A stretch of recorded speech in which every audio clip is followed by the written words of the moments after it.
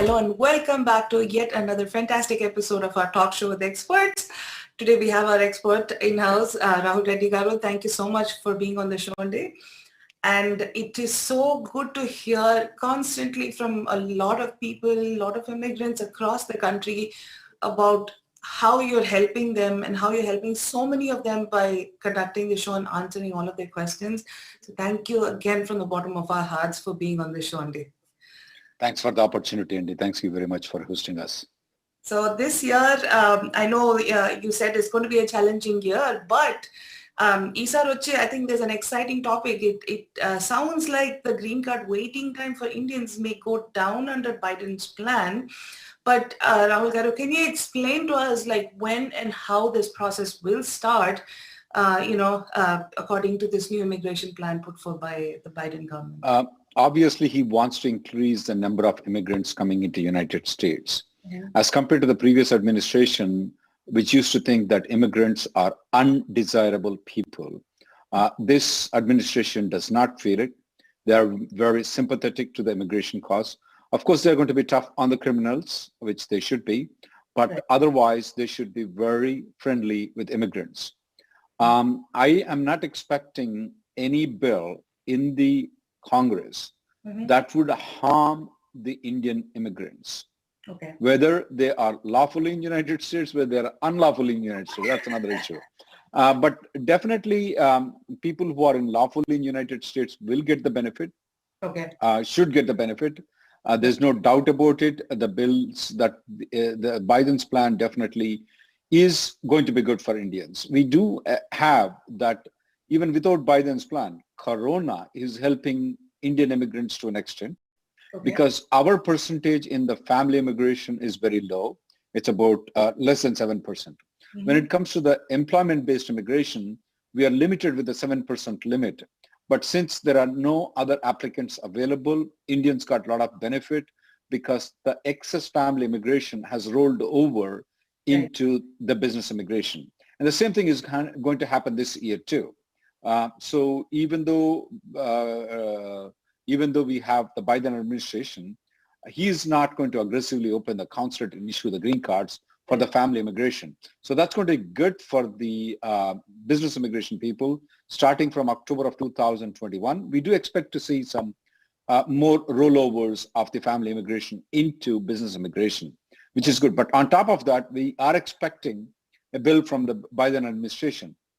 This administration is quite different. He doesn't want to wait for 2 years, 3 years, 4 years, 6 years. Sometimes some of the presidents have waited for 7 years to do anything in immigration. He said immigration is a top priority for him. On the first day of the inauguration itself, he started speaking about immigration. On the first month itself, he said he's going to introduce a bill. Senator Menendez from New Jersey is the person who's working on the bill. We also see Senator Durbin from Illinois. He may put some small bills to test the market to make sure that things go through smoothly. And the other bills might be coming later on, though. We have to see whether it's going to be Senator Durbin or Senator Menendez. Both are good for Indians, and they should be able to get better things for Indians for sure. That makes sense. Thank you so much for that, Rahul Garu. I'm sure people are excited and eager to see what this administration is going to do as far as immigration is concerned. So it's good to hear about, this sort of potential upcoming thing that's going to happen. But on that note, I know we have a lot of callers as always today. So while we take our first caller, Andy, we have a question. So let's go to a caller, but let me start this question also. So the first question is, would like to hear your thoughts on H1B and Greencard. This person's I-140 has been approved. Priority date is Jan 2016. Just got his H1B extended till 2024, and he has an offer.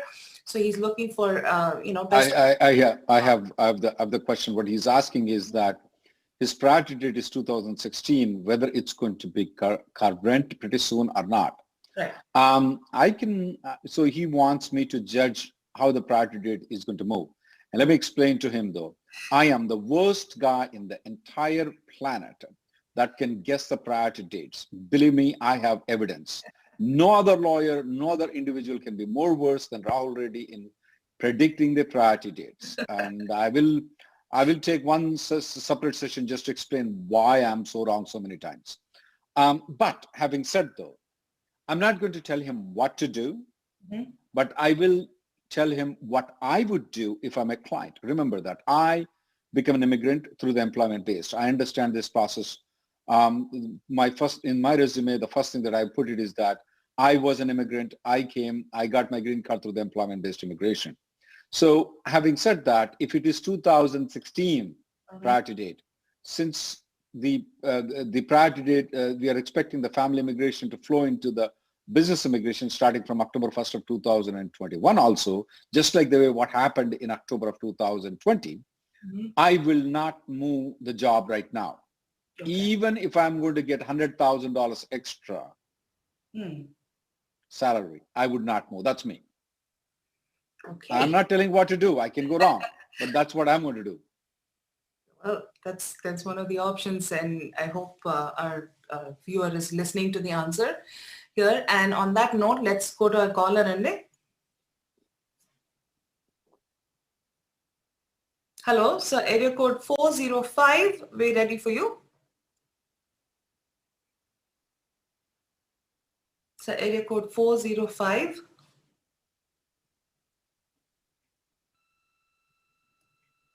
Okay, so while we're waiting for that caller, there's another question from SNK163, and he says that my H1B visa expired December 20th of 2020. My employer has filed PERM, which is still under process, and PERM was filed in July 2020, and spouse's I-140 is also approved, but yesterday they received a rejection notice for the I-485, stating that the payment fees are incorrect.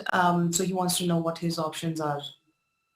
Ooh, the 485 receipt notice, they have rejected it. He needs to consult a lawyer immediately, especially if the filing fees is incorrect. That seems to be, I don't know how the filing fees can be incorrect. It seems that, they normally, there's only standard filing fees, 1225 for all the people. And sometimes, people may get confused. For children, they pay under 14. The filing fees is 750. I'm a bit confused about it. So he has too many complex issues. I think so, since he's not online, for me to ask more questions, though, maybe he should come on phone. Maybe I can ask him more questions about the details, though. Okay. All right. Thank you, Rahul Garu. On that note, let's go to our caller and day. Sir, area code 405. We're ready for you. Hello, guys. Can you hear me? Yes, we can. Please go ahead. Okay. Hello, Rahul, sir. I've asked you this question a couple of weeks back, but forgot to ask the H4 piece of the question. So I've applied for adjustment of status in October.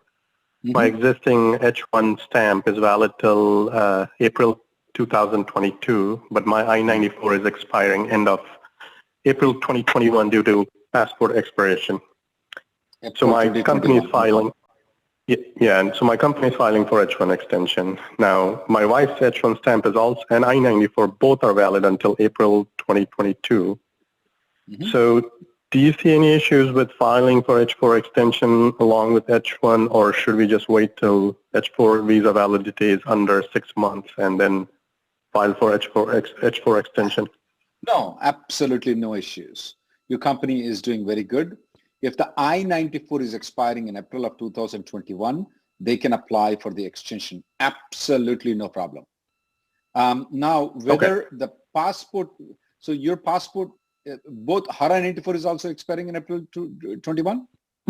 No, her I-94 and visa stamp both are valid till April 2022. Still, even though yours is expiring in April 2021, your wife's is expiring in April 2022.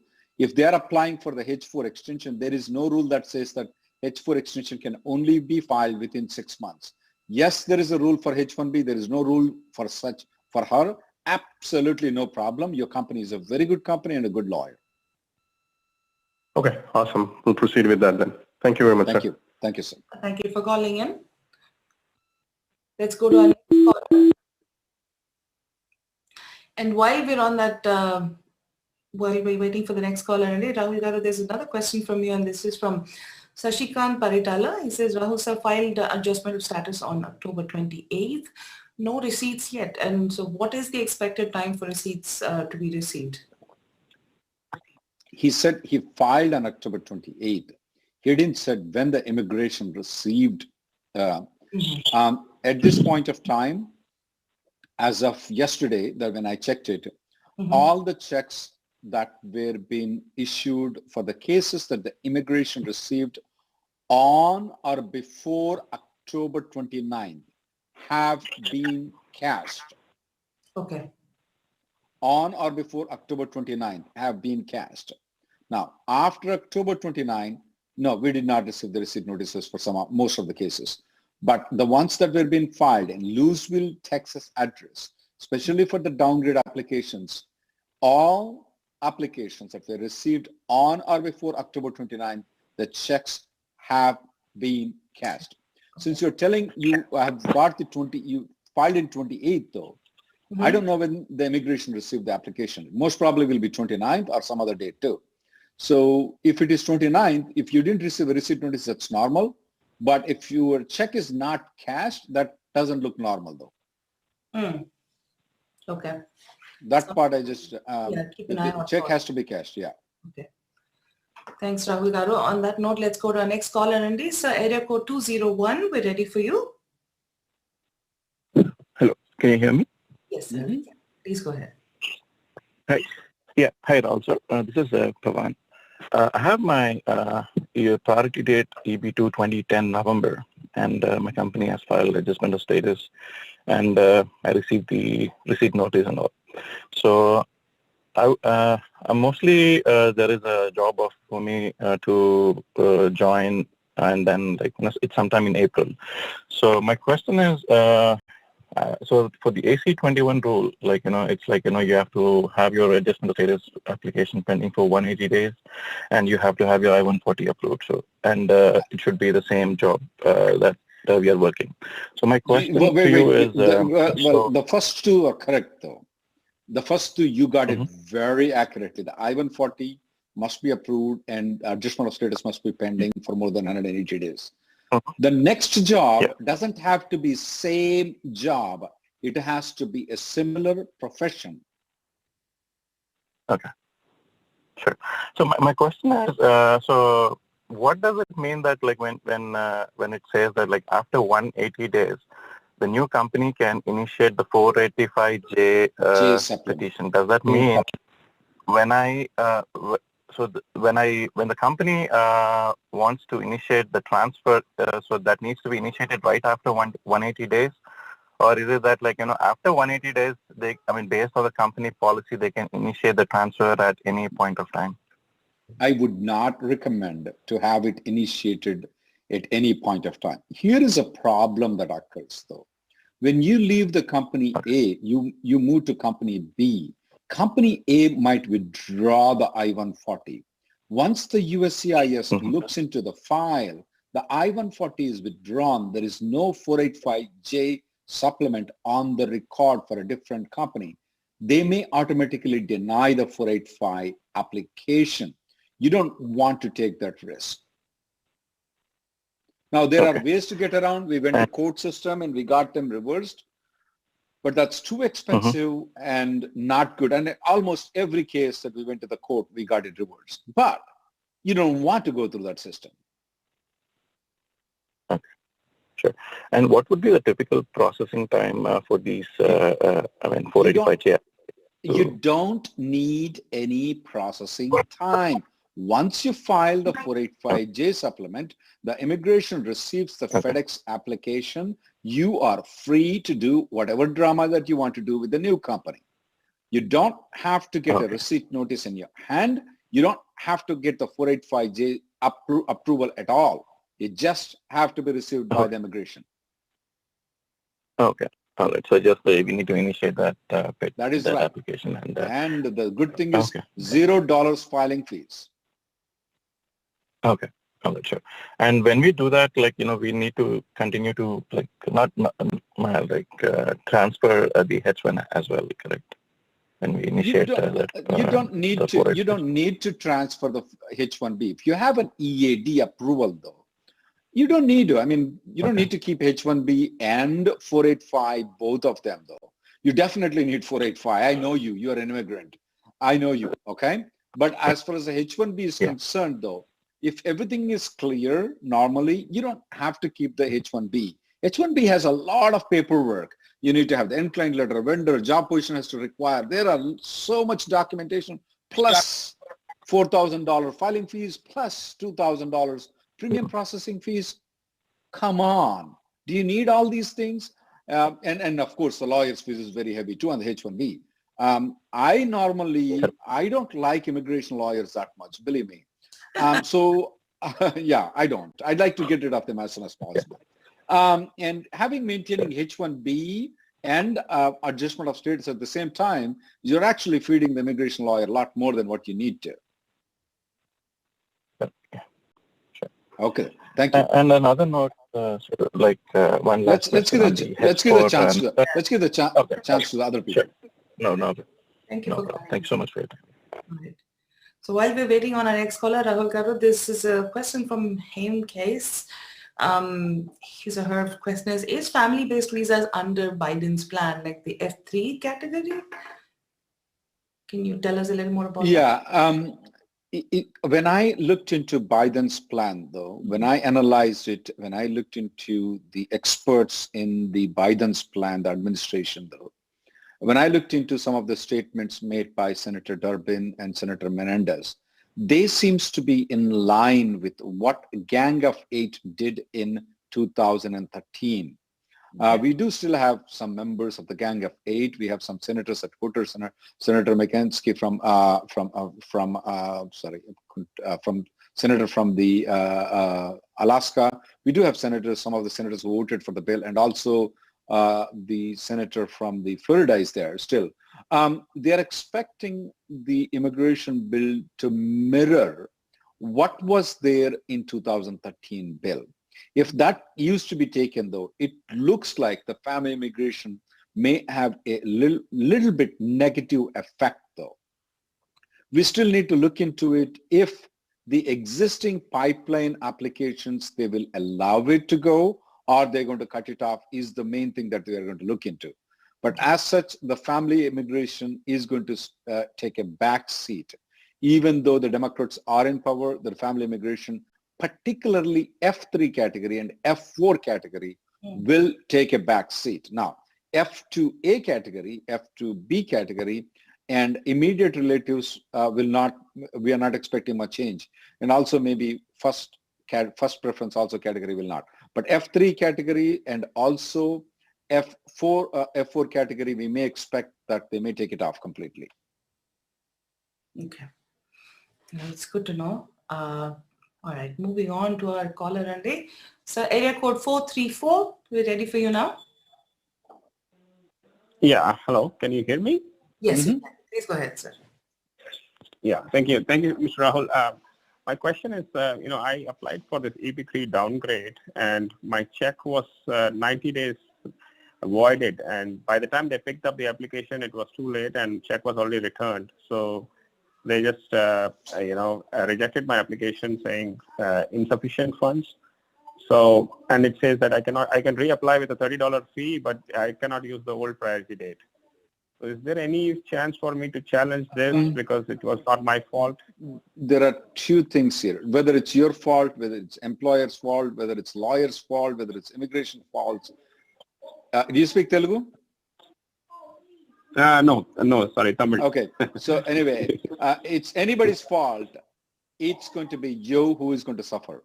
Now, having said that, though, there is two different things. Insufficient funds are different. 90 days are different. Which one was it? My check got voided. So now it says, the check, it says we could not process your fee because your financial institution did not, approve the check. We were actually predicting this about 2 weeks ago, that this could occur, but we didn't know that this occurred, though. That's very rare. I think so this can be easily challenged in the court. The reason is that most of the checks have this 90-day check policy. So all these applications that were received more than 90 days, I mean, they have returned their checks, so it could be easily challenged in the court, because if you're going to pay extra $30 and file, they're not going to accept it. You should go to the court. Right. Hey, look, dummy guys, I didn't do any delay. You delayed this application by more than 90 days. So that's a good case that you can take it to the court. Okay. They will accept it. But I'm pretty sure there is a good chance that you will win in the court. So what is the procedure to do that? What do I have to do specifically? If you want to go through our office, you can contact a person by name Stephen Brown in our office, and he should be able to take you to the court and file the court litigation, have your case accepted. I mean, there's no guarantee, but I'm just telling that there is a good chance, but it's a grave error done by USCIS. Gotcha. Okay. Thank you so much, sir. I really appreciate your advice. Thank you. Thank you, sir. Thank you for calling in. I mean, Kiran, Nitya Garu, this is really a big problem right now, what I see, what this gentleman is saying. Yeah. What he's saying is that the check was been returned because it's more than 90 days old. They are taking more than 90 days to open the mail. And when they open the mail, the check gets rejected. Right. We were suspecting that this would happen, but we were thinking that most of the people don't have the provision of, because we don't have the provision of 90 days in our office. We don't put that provision there. And most of the checks, most of the financial institutions does have it. We made sure we don't have it. But this is going to be a great problem. Almost all the cases that were filed on October 29th will now be, after October 29th, let's say October 30th or so, will now be returned because it's more than 90 days. That's very bad though. Unless immigration corrects their mistake right now and issues an invoice for the kind of guys for this. And I know that this gentleman won't hesitate paying extra $30, even though it's not his mistake. Instead of going to the courts and paying tens of thousands of dollars, I would, that's very bad. That's very sad for him. And is there like a reason why they're doing this? They're opening because of the COVID or whatever the reasons. They're opening the mail 90 days afterwards. Correct. And the checks automatically gets bounced because it's written more than 90 days. Days ago, okay. And if you write a future dated check, guess what? They're going to return your application. Your application, yeah. So they need to come up with actually an alternate provision. Right. Right now, unless something is corrected, only court systems are the only solution for him. Because that's really terrible mistake by USCIS. Wow. Okay. It's like caught in between the fire and the fire. If he writes a future dated check and posts it to USCIS, boom, they'll reject the application. It's future dated. And you put the current date, they're going to reject. Either way, you're going to reject. Thanks for the Trump's policy. Okay. All right. Moving on to our next caller and our next question, Andy. So this is a question from Vishnuvardhan. He says, what about the H1B lottery for 2022? Is it random or wage level based? Wow, good question. Trump administration, before he went, he gave a gift to us. The gift is not going to be good for us. He said that the H1B lottery system will be based on the wage level. There are 1, 2, 3, 4 wage levels. So practically, if you're on the wage level 4, for example, in Dallas, wage level 1 might be, for a software professional, might be $80,000. For wage level 4 might be $120,000. So if you are at wage level 4, there is a good chance. I mean, based on the lottery system, what they're telling is that they're going to pick all the cases that are in the wage level 4. If they don't meet the requirements, then they will go to wage level 3, then they'll go to wage level 2. So unfortunately, at this point of time, to answer the question, as of today though, unless there is something changes, either the USCIS instruction changes or the Biden administration changes, it is based on the wage level right now. So if anybody wants to plan the things, now there are ways to plan around the things. I'll tell you an example of it. If some person is in Dallas and it's 120,000 is the wage level 4, what if they move into some rural county, nobody's still, because they're working remotely right now, and then they may actually, even though they are at wage level 2, but they may fall into wage level 4 if they move into rural place and then put that as a place of employment because they're working remotely. They may want to. Now, having said that though, based on the regulations, it looks like the day of interpretation is on March 9th. Okay. So we get the instructions, we get the lottery system starting on March 1st though, not on March 9th. Okay. So we haven't got the instructions or online system opened up for us. It will open up on March 1st. We'll get the instructions on February 2nd week or 3rd week, how the lottery system will work. So we will have to see how the USCIS interprets it. That's one thing that we are expecting. USCIS may say that it's for the next year because March 9th is already over because we'll start application March 1st. Okay.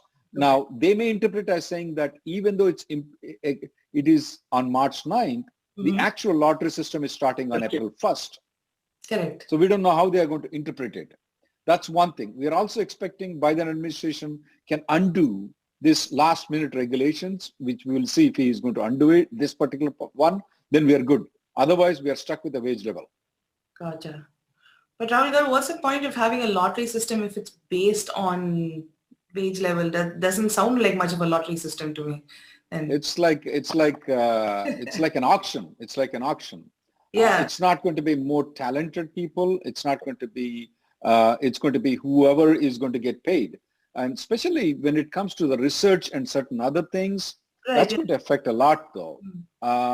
Software professionals, normally they may stand a little bit better chance, but especially when it comes to the research and, upcoming bright talent, I mean, you need to bring those people.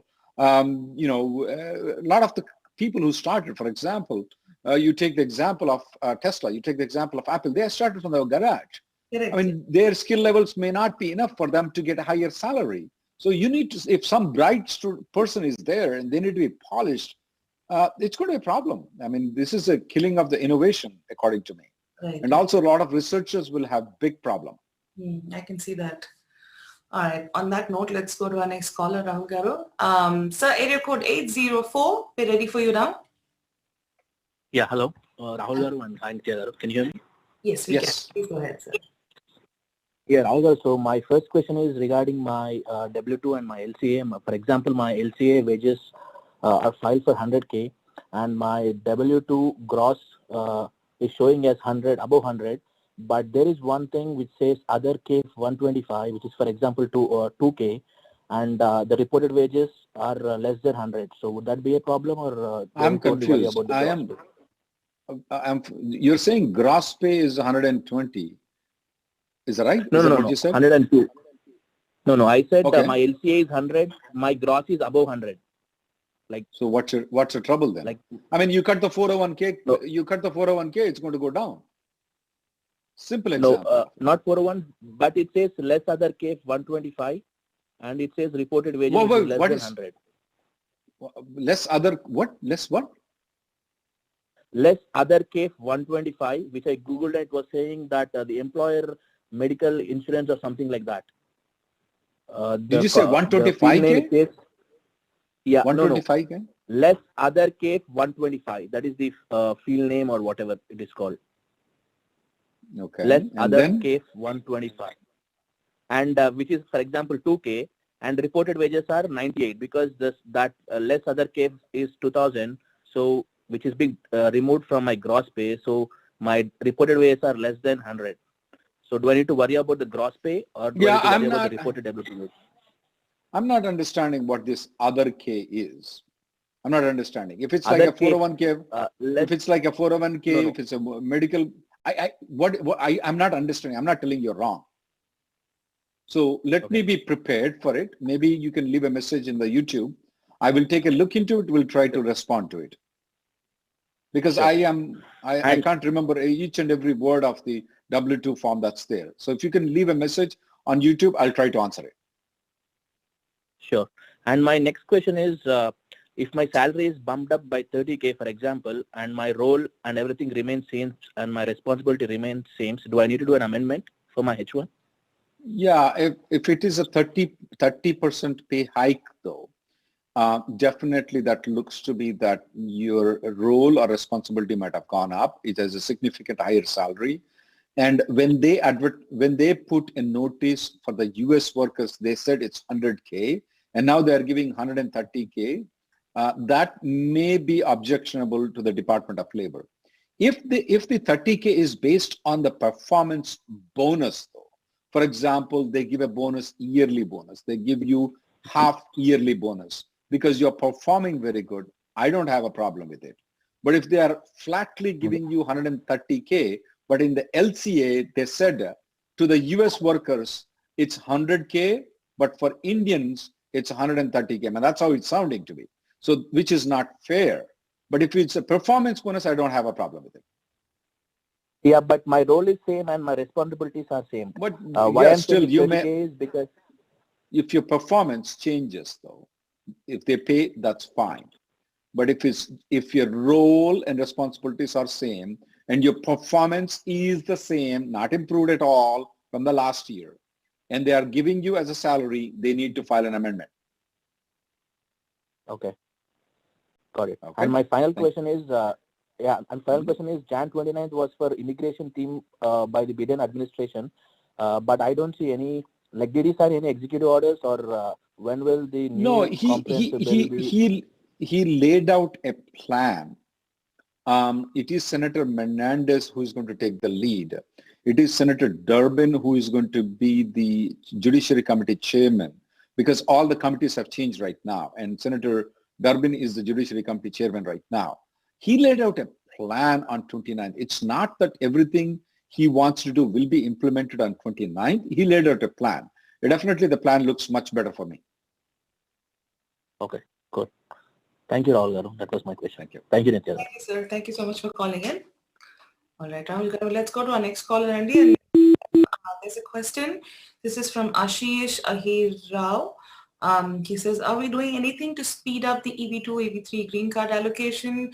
It seems unlikely that they would even meet the filing date by September of 21. We don't want additional green card wasted due to lack of speed. One thing in this court system in the United States is there is a technical problem here. Mm-hmm. Unless a harm is done to you, we cannot go to the court system. There are some exceptions that are available right now. So it says we call it as it is not ripe yet. There is something called ripe yet. So there is something called moot. Okay. So unless something harm is not done yet, we cannot go to the court system. That is where we are facing hurdles. We have discussed with our litigation lawyers. We have discussed with Jonathan Waston on this particular topic, who is one of the leading immigration critic and also good lawyer. That is a big hurdle. The harm is not done. Now, we know the harm is going to be done, at least to a good extent, though. Mm-hmm. But the harm is not done. We are not a very good, strategical experts. We have our own business connections, what we have with Jonathan Wasson. That is where the hurdle is coming, is that the harm is not done yet. Okay. In our legal language, we call it, it's not ripe yet. So how can we go to the court if it's not ripened yet? So that's where is a big hurdle right now. If we go to the court right now, it's not ripe yet. You haven't, how can you say that we're not going to use it? It doesn't even go to the immigration to respond. The court will just ask the question, and they might just throw it out. So that's where we have a problem right now. But we are still trying to investigate a lot of other ways of exploring the option. But I will keep updating you. Probably next month or so, we'll update you on that. Okay. Cool. All right.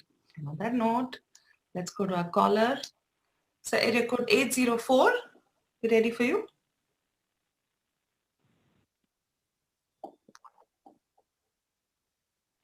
Hello? Can you hear me? Yes. Yes. Please go ahead. Yep. Hi, Rahul Garu. So I am on H1B with an approved I-140, on EB2 category with a priority date of June 2016. And I'm planning to change the job family in the same company. And my company is ready to file an amendment, H1B amendment. and they also say that I need to go through entire perm process again. So what is your recommendation? I mean, can I go ahead with the new perm process and H1B amendment? What is your priority date? June 2016. A natural increment in the position, though, does not require any amendment in the labor certification or the I-140. Now, it may require an amendment on the H1B, but it doesn't require it on the labor and I-140. According to me, let's say, for example, you move from SAP to Java. I feel that that is a natural increase in the position. Now, there are two Javas. For a non-software guy, for us, Java means it's the coffee that I drink. I mean, I like the Java coffee. Now, if it is a Java coffee, though, you're going to go into Java coffee, that is not a natural increment in the position. It's different. When you're speaking about Java, you're speaking about the software program that you guys use. So if it is a natural increment, you don't need it. That's my opinion, and that's a law.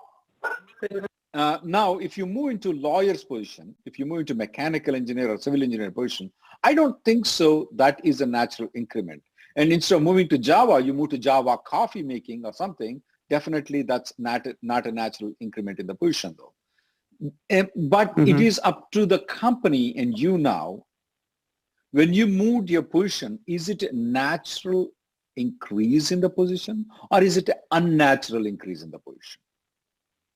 If you both guys tell that it is not natural for people to move into SAP to Java, then of course you have to file an amendment of the PERM and I-140.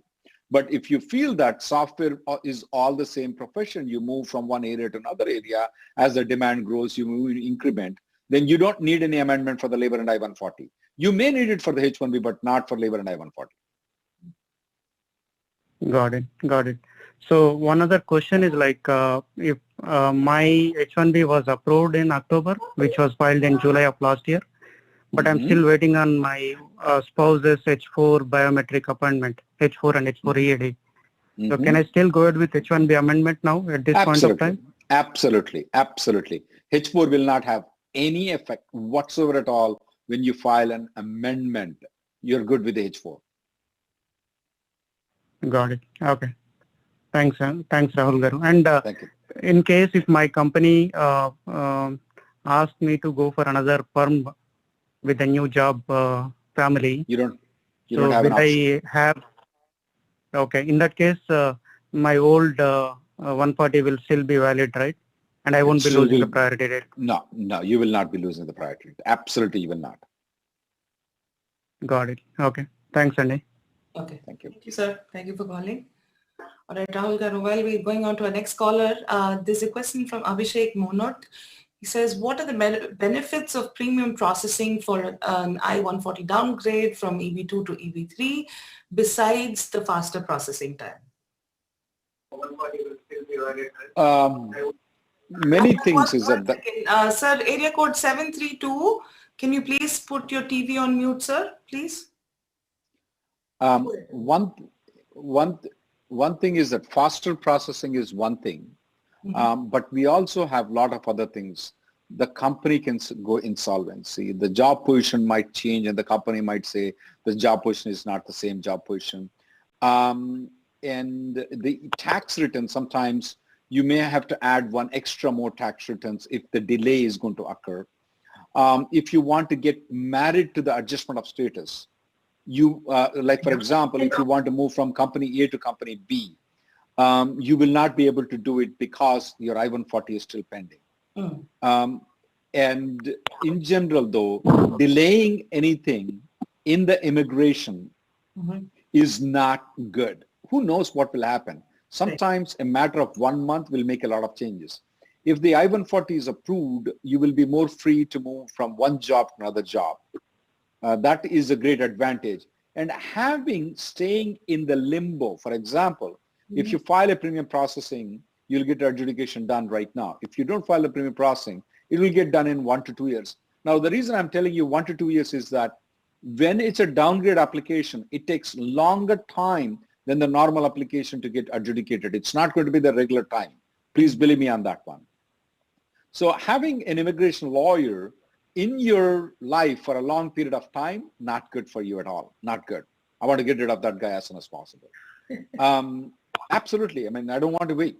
There are many great advantages. And one thing is that there is somebody who said, in 1 year, the guy said, my horse speaks. The king catches him and said, like, make your horse speak. And they say, yeah, I'll make it. He gives 1 year. In 1 year, who knows? The horse might die. I might die. The king might die.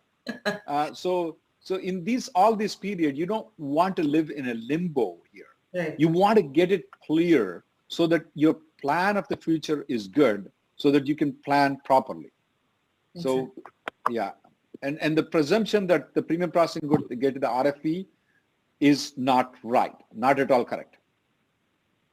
All right. So, well, I hope that clarifies it for a lot of people. And on that note, let's go to our next caller. So, area code 732. We're ready for you. Good evening, Rahul Garu. Thank you, sir. Sir, my priority date is 2013 February, and 140 is cleared with EB1A, and medicals and fingerprinting, all of them are done. So since from June, actually, I'm waiting for EAD and but it's just wanted to see like how long it is taking now. It's been almost 7 months. I'm still waiting on it. They're taking about anywhere between 3 months to 10 months to issue the EAD. Why is there 3 months to 10 months is because it depends on the officer. People make excuses, oh, the COVID. What does COVID has to do? You're taking all the files to your home to adjudicate them anyway. You're never working from the office. We know that. So they have excuses. I mean, some of the people have like, COVID is a good excuse to process it fast. Previously, the guys were going to baseball game, going to bars, restaurants, and all those things. There's nothing there. You're just adjudicating the cases. You're working more harder. So it is taking a long time for you to get an EAD nowadays. That's natural. 10 months is not abnormal nowadays to get an EAD. Okay. Sir, can they approve this because it's EB1A and its priority date is very long, very old? If the biometrics are done, though, yes, sir. Biometrics. Is there a chance that they can approve it without approving an EAD advance parole? Yes, they can do it. They are exempting some of the people from the interview. And I have noticed that some of the EB1A category guys, they are just approving, once the biometrics is done, they are approving them without approving the EAD. We have seen that before 2017. They used to approve the cases before they approve the EAD. Why should I take the strain of approving EAD in advance parole? Do hell with this guy's EAD in advance parole. Let me approve the green card. I don't have to deal with his EAD in advance parole. I have seen those officers. But is this still possible, sir? Can they do it now? It's possible, and I've seen that right now in this year, I've seen some of the cases getting approved. Now, they're making exceptions for the live interview, and they're approving some of the cases without interview. Sir, at this point of time, is there anything else that I can do to speed up the process? Because sir, it's almost 7 months just waiting, keep on waiting. Nothing you can do, because if you go online, the processing time says what? 46 months. So you cannot approach anybody right now. You're just 7 months, you cannot do anything. You have to sit down. But at least I should get a 485, the EAD, I think it would be good, but there is also taking very long. We cannot do anything for that. What you should be getting is different. What you are getting, because of the hurdles that were being created by the Trump administration, including the biometrics, 944, and also live interview. This is the things that have caused all this problem. Previously, when we used to see in 2016, 2015, though, if the priority date was current, you could have got the green card by this time. Okay. So there is, except waiting, there is nothing else that we can do now, right? Nothing else you can do. Okay. Thank you. The Trump administration increasing our TVASIA immigration customers more. If he gets a green card, he wouldn't have come here. Thank you. Thank you. Thank you, sir. Thank you for calling. On that note, we're going to take a quick break. Don't go anywhere. We'll be back with you guys shortly. Okay? I know we have a lot of callers waiting, so we'll not waste any further time, and we'll just go to our next caller. Hello, so area code 267. We're ready for you.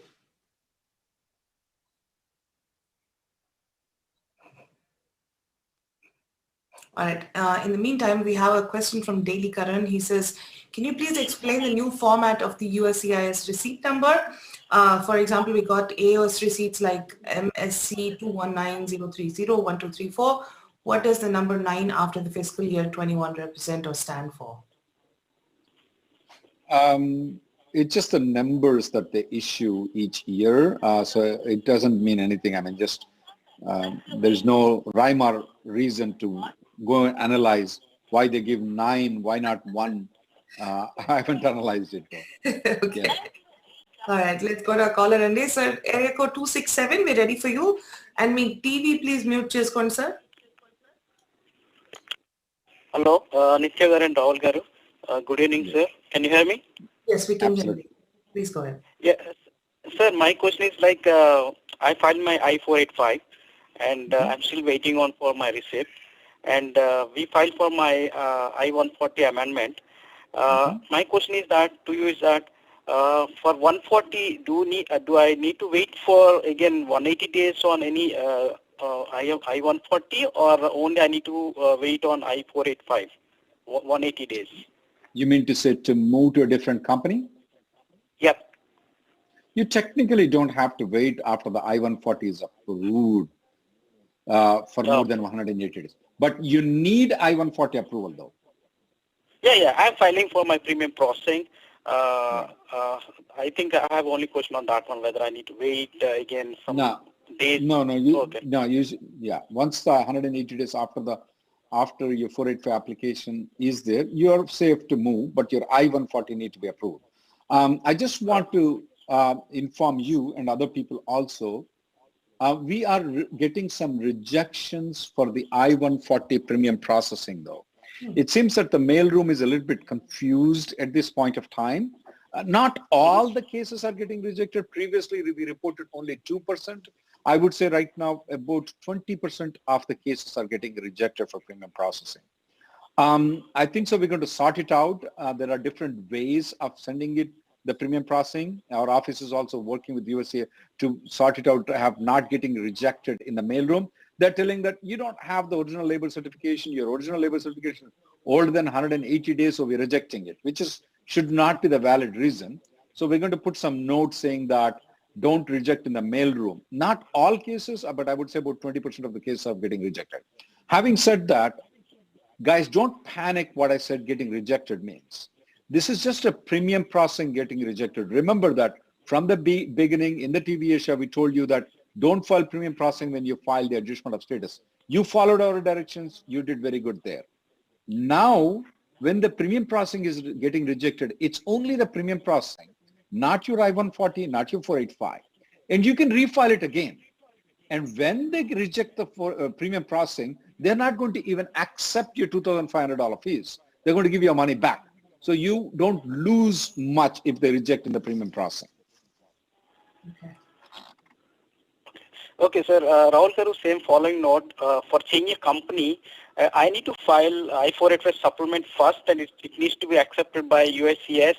Then only I need to change the company, right? Prior to that, I should not change. It doesn't have to. The technical requirements doesn't say anything whether it should be filed, whether it should be accepted, whether it should be approved. The practical requirement dictate that the application must be received by the immigration before you join the company, but it's not an absolute requirement. Remember, when you wanted to move from company A to company B on a H1B, you must have the company B's H1B to be filed before you move to company B. The same requirement is not here. The I-9 requirement doesn't dictate that the 485J supplements must have been received by the immigration. Your EAD card is good enough for you to move to the company. However, my fear is that if by any chance they withdraw the I-140, which the companies have a tendency to withdraw the I-140. Now, it will not affect your adjustment of status, but if you don't file the 485J supplement, they will deny the application, and then you can go through the court system and pay as lots of money to get it reversed. You want to avoid that. To avoid that, file the 485J supplement before you join the company. Sure, I got it, sir. This is a nice explanation. Thank you very much for your inputs, and thanks for your service to our community. Thank you for tuning in TVASIA Immigration. All right, on to our next I have a question. This is from Sam Reddy. He says, on H1B, I have a 485 EAD, but I'm not married to the application. If I lose the job now, how do I use EAD while being unemployed to maintain status? Please explain. Less or more 180 days of receipt, also after 1 year when EAD expires. One thing is that it's a very complex question this guy is asking me. If it's before 180 days, if you are working for the company and you lose the job before 180 days, your 485 application can be regarded as it's a trash application now. You can't use that application. If it is after 180 days, I'm assuming the I-140 is already approved though. If you lose the job, there are no rules or regulations with regards to how many days of unemployment is allowed. Just like the way you have in the H1B, you can be on an unemployment for a period of 60 days to move from company A to company B, specifically when the company A's I-94 is still valid. Now, since there is no regulations here, I would say within a week's time is the best thing to say that you are moving from company A to company B. You can find a new job. Now, does the new job has to be the same job? No, it's the similar profession. What about the wage requirement? What if your prevailing wage or your labor wage says it's $100,000? Does the next job has to be $100,000 or more? Or can it be only $40,000 job? I mean, I have done some of the cases with 40,000, I mean, almost 40% of what they were getting. I didn't have any problem in getting their 485J supplement approved. Okay. Separate. Now they may say prevailing wage and all those things. No, those are not prescribed in the 485J supplement. Don't insert any of the things which are not there in the 485J supplement. Okay. So practically to get a $40,000 job might not be that tough for you. So what I suggest people is that instead of letting the 485 go in trash, I would rather have, if you can get a $40,000 job, file a 485J supplement, you'll be in a safer position. Makes sense.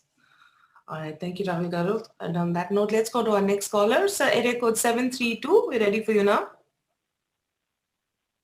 Namaskaram, Reddy Garu and Rahul sir. Namaste, sir.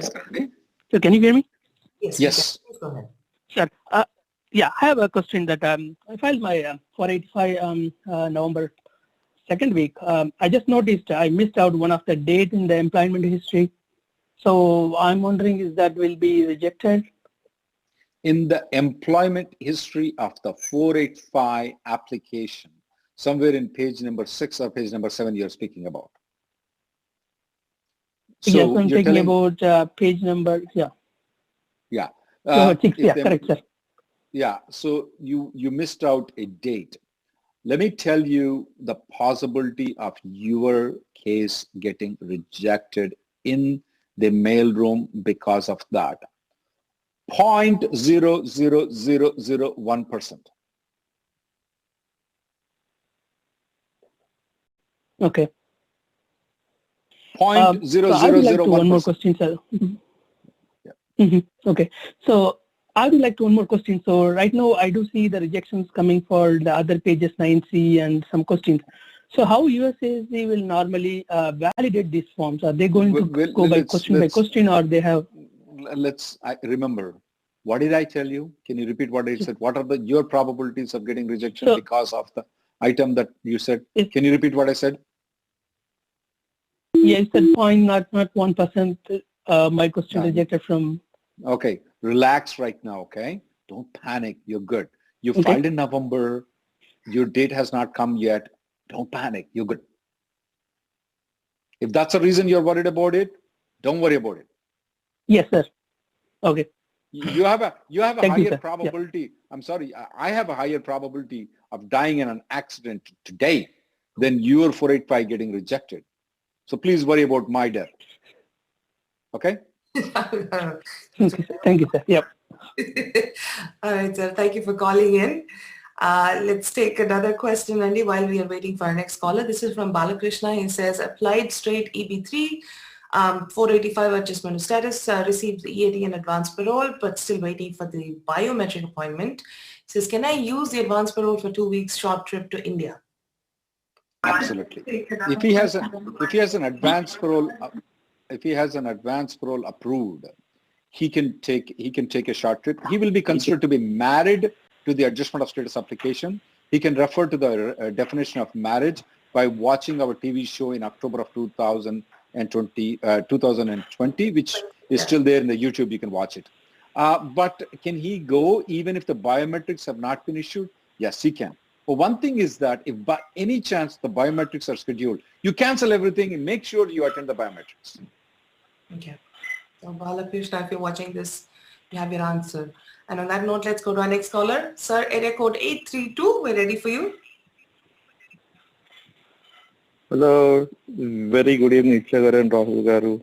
Good evening. I have filed. Hello, good evening. I have filed concurrent filing of I-485 and received receipts for adjustment of status and also for 765 with I-140. Mm-hmm. And now the status of I-485 application is fingerprint fees was received, and I have plans to travel to India in the month of April. So my question is, are biometrics required for 485 or for I-765? For I-765, it's not required. It's only for 485 application. Remember the other guy, okay. He got already EAD and advance parole approved without getting biometrics. So that's an example of it, that you don't need biometrics to get an EAD and advance parole approved. But one thing is for sure though. Previously, if you missed the biometrics, they used to send one more biometrics notice. But nowadays, if you miss the biometrics, they may deny the entire application. Okay, sir, I got it. If you're traveling and then you get the biometrics notice, you're requesting them to postpone it, they may completely deny your application. That is a big, huge danger. So if the biometrics are there, I don't know, you catch the special flight, whatever flight it comes in. If you have to swim, you swim all the way coming here. Okay, sir, will do. All right, sir. Thank you for calling in. All right, let's go to our next caller, Rahul Garu. And in the meantime, I have a question from our YouTube viewer, Vishnu Reddy. He says, hello, Rahul sir. My wife's H4 visa extension filed due to my job change after 2 months of her I-94 expiry. Now 1 year has passed and the I-539 has not been approved. We didn't notice until last week. My attorney said it should be okay. We can do NPC law since it's an H4 visa. Now it has 380 days after I-94 expiry. What to do now and what are our options? You should log off this YouTube, need to go and consult a proper lawyer. Bad idea. The reason is that if a person is unlawfully present in the country for 180 days, you have a 3-year bar. If the person is present in the country for 365 days, there's a 10-year bar. Since the I-94 is expired and a non-proton case has been filed though, the unlawful presence has not stopped unless the NPT has been approved. If they deny it, then she will have a 10-year bar. He should stop watching this YouTube and make a consultation with some proper immigration lawyer immediately. I would have sent her a long time ago to India. Oh my God. And what about his attorney saying that they can do the NPC law and it's okay? They already did. They already did. That's where they filed after the I-94 expired, but it's not approved yet. My problem is if the USCIS denies it, that's going to be a big issue. Big issue, okay. Yeah, if they approve it, now the chances of approval is only 20%. So you want to see, okay, if I get the approval, I keep this wife, otherwise I'll kick her out and get a new wife. I don't know. So definitely, I mean, the chances is less than 20%. So he shouldn't have taken the risk. He should have sent her away and should have got, though. I would recommend, it's a very serious issue. He should consult a lawyer immediately. All right, Vishnu, if you're watching this, please go ahead and call a lawyer right now and see what your options are. Thank you for that, Rahul Garu. On to our caller, Andy. So area code 248, we're ready for you. Hello, Rahul and Nithya Garu. Hello, sir. Hello. My current H1B visa is going to max out in December 2021. And so, and currently my company has filed my GC process, I mean, started the GC process, and it is in PWD. They filed PWD in September 2020. But I am still waiting for the approval for that, and they are not doing it in the concurrent process, so they will be they need to still do the advertisement step and everything else. So do you think that based on the current timelines, any chance of getting the I-140 approved by December 2021? December 2021. Wow, if they have not done the advertisements yet, September, that's about 4 or 5 months. You should begin the prevailing wage in the month of February for sure. Then they advertise, that's about 4 months to file an application. That will be March, April, May, June. And it's taking about 6 to 8 months right now to approve. That doesn't sound good. Okay. There are some exceptions that rules for the 6. Do you have a passport stamp in the passport right now? Visa stamp in the passport? Yes. Yes, it was stamped, but till last year, I mean, expiry date was last year, March. Yeah, you can like do one thing. 2020. Yeah. If I were you, to extend your life in United States, you can keep on taking 20-day vacations to Mexico every other month. Okay. And since you're working remotely, who cares where you're working? So you can sit down in Mexico and work. And you know the time period that you spend outside the country will not be counted toward the H1Bs, right? You already know that.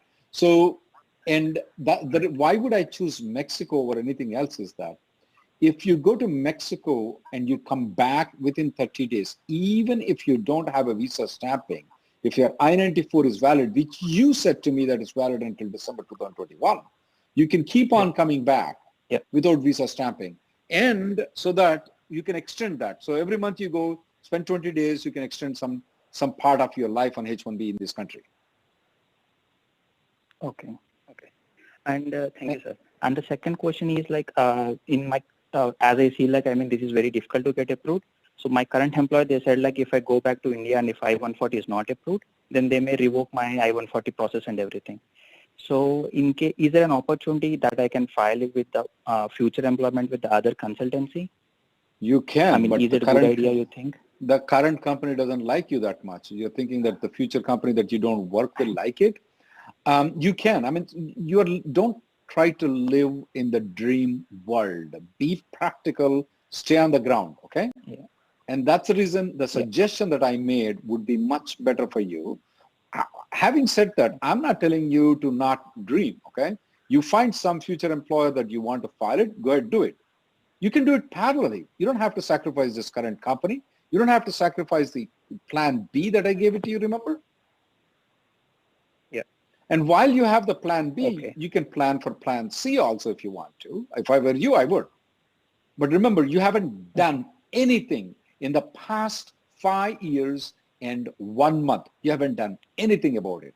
Now you think so that you're going to find some dream company to file when you're not working for the company that you're working says that you get out of to India, I will kick your I-140 out. So be practical. My plan B will work very good for you, which is easier because nobody will notice this plan B. Even your current company will not notice the plan B. But if you want to go with plan C, absolutely, you're welcome. Go ahead, do it. Okay. And there will be no issue like if both the I-140s get approved, if I am in India, right? Absolutely not a problem. Absolutely not a problem. Okay. If two companies file the labor certification and I-140, you are not in conflict. You are in good shape. No problem with it. Okay. Thank you, sir. Thank you, 𝗧𝗪𝗧𝗪. All the very best, sir. Thank you for calling in. So let's go on to the next caller. And while we're waiting for our next caller, hello? Hello. The area code 864, we're ready for you, but can you please mute your TV line, sir? Yes, I did. Thank you. All right, sir. Go ahead with your question. Yeah. So my wife and I, we are on H1B, and so we both are on H1B, and I got my EAD about 3 weeks ago, EAD and AP. So my question was, if my wife decides to get married to the EAD card, does she lose her 485 process that's from her employer? If she decides to use the EAD, that's through my employer. You're right. She may lose. She definitely might lose the opportunity of the 485. Did she file a 485 too, or you're contemplating she's going to? No. So she did not file, but her I-140 and everything is approved from her employer. I got it. I just wanted to ask whether she filed it or not. Yeah, I mean, she will lose the opportunity to file the adjustment of status because you can't file from one adjustment of status to another adjustment of status. That will be a problem.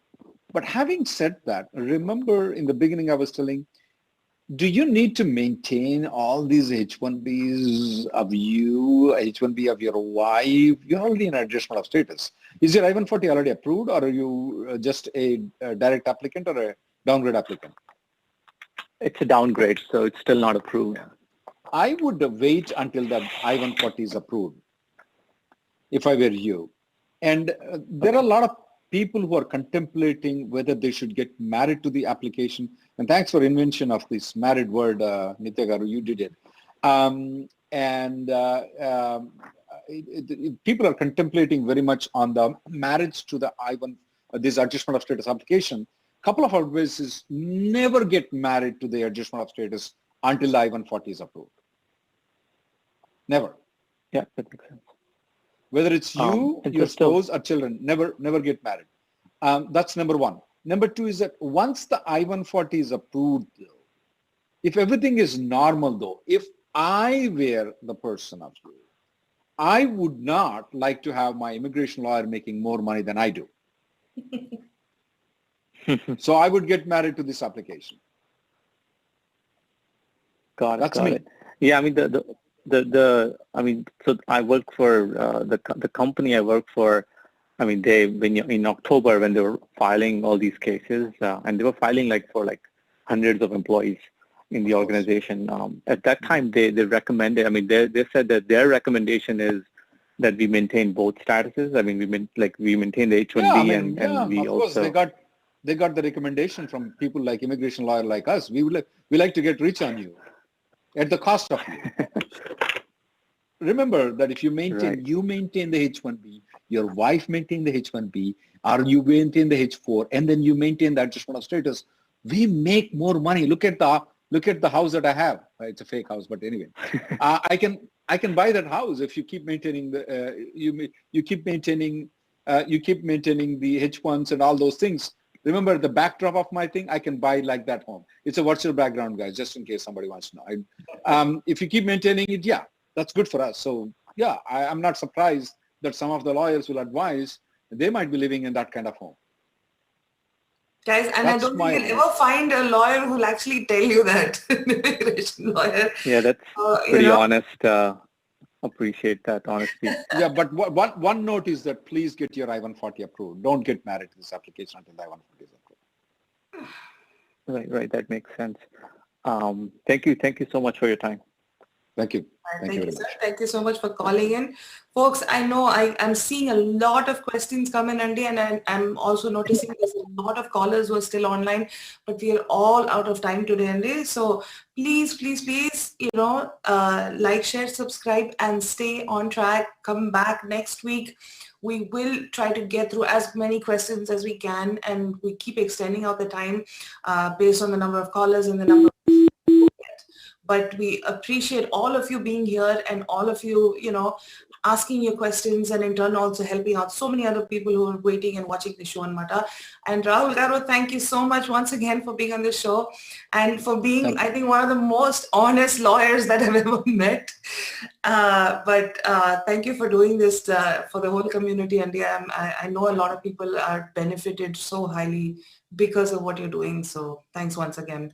Thank you for the invitation. Thank you very much. To all our viewers, thank you and have a great rest of the weekend. We will see you back same time next week, Andy. So have a great week until then. Thank you and bye-bye.